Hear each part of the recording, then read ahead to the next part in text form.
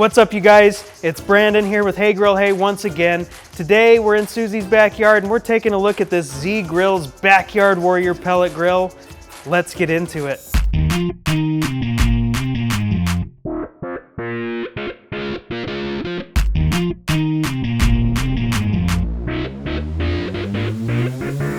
You guys have been asking for reviews on pellet grills at the lower end of this price spectrum, and this is exactly that. This grill starts at $549. Let's take a look at the outside, then we'll move on to the inside. So on the outside of the grill here, you can see the main body is constructed of just your standard steel, powder-coated steel, so it should last a good long time against rust. The metal is a little bit thin, but you can't expect a whole lot when you're only paying $550 for a pellet grill. You can see the lid here is made out of stainless steel, which is great. Stainless steel is a little bit harder to keep clean, but it does look nice when it is clean, and it lasts a lot longer than even the powder-coated variant of steel. Now, the main difference on this grill from your standard Z Grills 700, this is just a variant of the 700.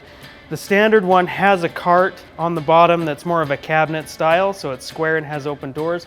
We do have a text-based review on the website for that particular model, but as you can see, they've swapped out the cabinet on the bottom for these legs and nicer wheels. The casters over there on the other side make this really easy to roll around on your standard patio, and these bigger wheels on the back make it so it can glide over grass or rocks or wood decks, whatever you have in your backyard. This thing's still a breeze to move around. Now, one thing I will say about the legs, and you've got to keep in mind that this grill is on the cheaper spectrum, so you've got to expect a little bit of give from the company there. They've got to do what they've got to do to make the price point that they see fit.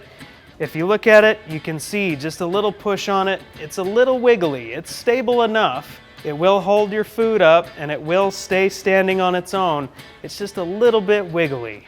The outside of this grill we've touched on a little bit. Over on the other side, there's a hopper just like on your other pellet grills. The lid's stainless steel. It's got your standard controller in it that's actually PID. You don't really see PID too often at this lower end of the price, but it is becoming more common.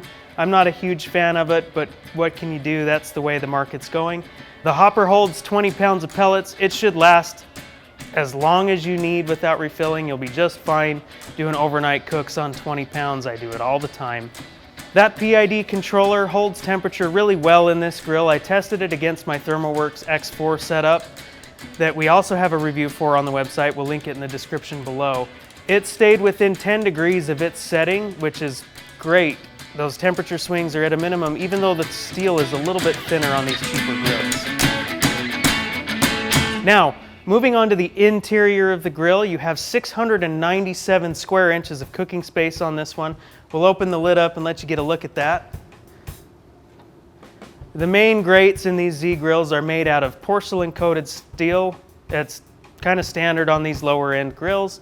You can see it's got the main grate on the bottom there that this beautiful brisket's sitting on, and then it's also got a top grate inside so you can run stuff up on top or keep stuff warm up there, whatever you need it to do.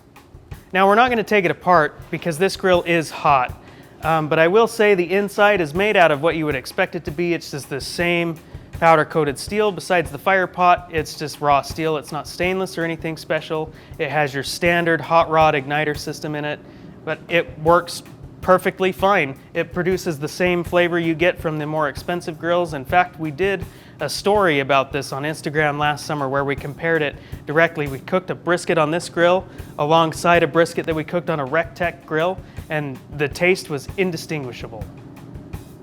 Okay, we talked a little bit about the hopper and the controller already. I'm going to point out a few features while I'm over here on this other side. Like I said before, the controller is PID. It's not a Wi-Fi controller. You're starting to see Wi-Fi on these lower end models as these grills evolve, but this isn't one that has it, unfortunately. I'm not a huge fan of Wi-Fi though. It seems when manufacturers put it in, it's just a pain point for a lot of people. There's a lot of connection issues or software problems. So I'm perfectly happy with grills that don't have it, but that is something that you would probably want to know before you bought this grill. Like I said before, the hopper holds 20 pounds of pellets. It will last you all night. It's got a nice stainless steel lid that matches the stainless steel lid on the main body. On the back side of the hopper here, we'll show you in a little bit, it's got a pellet clean out door. That's becoming a lot more common on grills these days. A lot of grills still come without it, but there's a lot more grills that are coming with it. It allows you to swap pellet flavors really easily or clean out your hopper whenever you're expecting a storm or something like that and don't want water to get in there and gum up your auger. On this particular model of grill, Z Grills does offer a 3-year warranty, so if anything should go wrong with this grill in those 3 years that you have it, they'll replace parts, they'll do whatever it takes to make this work right. That, in my mind, makes these pellet grills that are on the cheaper end a lot more worth it than you'd think. You spend the cheaper money, you get flavors that are comparable to stuff that's more expensive, and if you end up having any issues that you might be worried about based on the price point that you paid, the companies will stand behind them and take care of those issues. One more thing that you can see on the front of this hopper that I forgot to mention is this nice pellet level window. And for a long time, manufacturers weren't doing that at all. And it started to pop up a few years ago on some models of grills, and it's nice to finally see it at this cheaper price point. A lot of grills that did offer it were on the expensive end, but this Z Grills has it, and it is a nice feature if you just need to run outside real quick and make sure you're not running out of pellets. All in all, on the cheaper end of the spectrum, these Z Grills really fit the bill very well. For a good price, you're getting a really decent grill with a really decent warranty, and it will work just as well as the more expensive options. You get a similar flavor profile, if not exactly the same, and the company's warranty makes this thing well worth the $550 you spend on it versus the $1,500, $2,000 you could spend on something that maybe is a higher quality or has certain brand recognition. I really like this Z Grills. It's served well in my backyard. I've done a bunch of cooks on it, and it's performed extremely well every single time, not a hiccup once.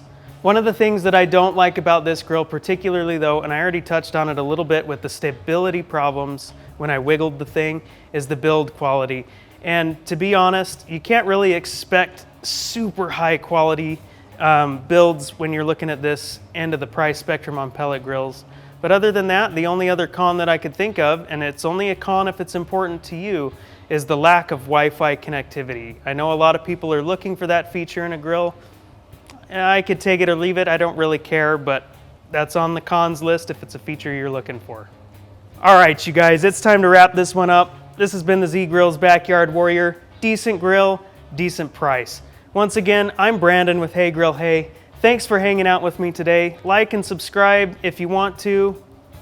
Let me know what you want to see in these videos. Let me know what you like. Let me know what you hate. We're going to be doing a bunch more, and they're only going to get better from here. Thanks for hanging out. We'll see ya.